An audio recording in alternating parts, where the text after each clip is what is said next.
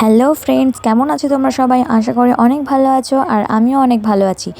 তো আজকে চলে এসেছি একটা নতুন রেসিপি নিয়ে। তো আমি এমনি রান্নাটান্না খুব একটা জানি না, তো আজকে নতুন একটা রেসিপি ট্রাই করব, তো ভাবলাম তোমাদের সাথে শেয়ার করা যাক। আমিও প্রথমেই ট্রাই করছি। তো আজকে কিন্তু বানাবো ম্যাগি পকোড়া। তো তার জন্য দেখো আমি জল বসিয়ে দিয়েছি গরম হতে, আর জলে একটু তেল দিয়ে দিয়েছি, সাদা তেল। আর এখানে ম্যাগিগুলোকে কিন্তু আমি একটু ঝুড়ো ঝুড়ো করে ভেঙে একটা পাত্রে রেখে দিয়েছি। আর যে ম্যাগির মশলাগুলো আছে সেগুলো কিন্তু আমি সাইডে রেখে দিয়েছি, কারণ ওগুলো আমাদের পরবর্তীতে কাজে লাগবে। তো দেখতেই পাচ্ছ ম্যাগিগুলো কিন্তু আমি এরকম ছোট ছোট টুকরো করে নিয়েছি।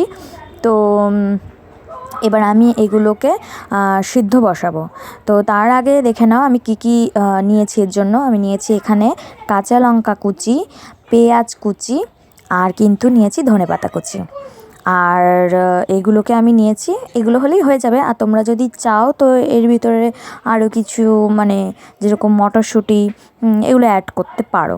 তো এখানে দেখো জলটা ফুটে গেছে, আর আমি কিন্তু এবার এগুলো সেদ্ধ হওয়ার জন্য বসিয়ে দেবো। তো এটা একটু নাড়িয়ে এটা সেদ্ধ হতে থাক।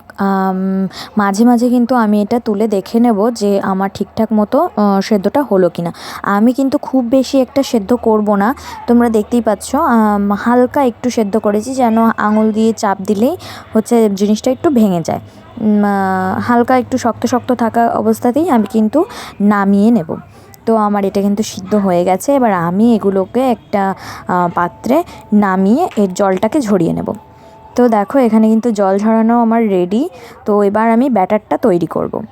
তো প্রথমে আমি ম্যাগিগুলো নিয়ে নিচ্ছি, আর তারপরে যে সবজিগুলো কাটা ছিল, কাঁচা লঙ্কা কুচি, ধনেপাতা কুচি, পেঁয়াজ কুচি, সেগুলোকে কিন্তু আমি এর ভিতরেই দিয়ে দেব। এবার এর ভিতরে আমি একে একে দিয়ে দেব লবণ, পরিমাণ মতো লবণ তোমরা তোমাদের টেস্ট বুঝে দেবে।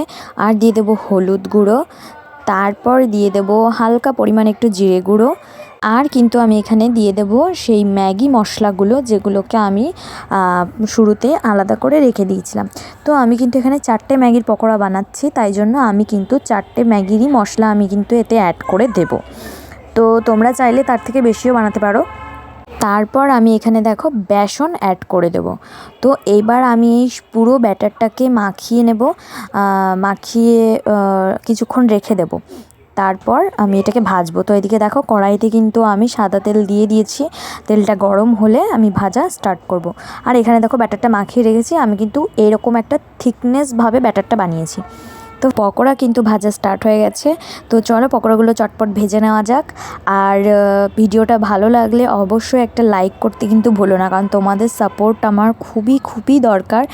তো তোমরা কিন্তু এই পকোড়াটাকে মেয়োনিজ, চিজ বা কিষান সস দিয়েও খেতে পারো। তো আমার বাড়িতে কিষান সস অ্যাভেলেবেল ছিল, তো তার জন্য আমি সস দিয়ে এটাকে পরিবেশন করেছি। তো আজকের ভিডিও এই পর্যন্ত, দেখা হবে পরের ভিডিওয়। তো ততক্ষণ সবাই ভালো থেকো, সুস্থ থেকো, টাটা।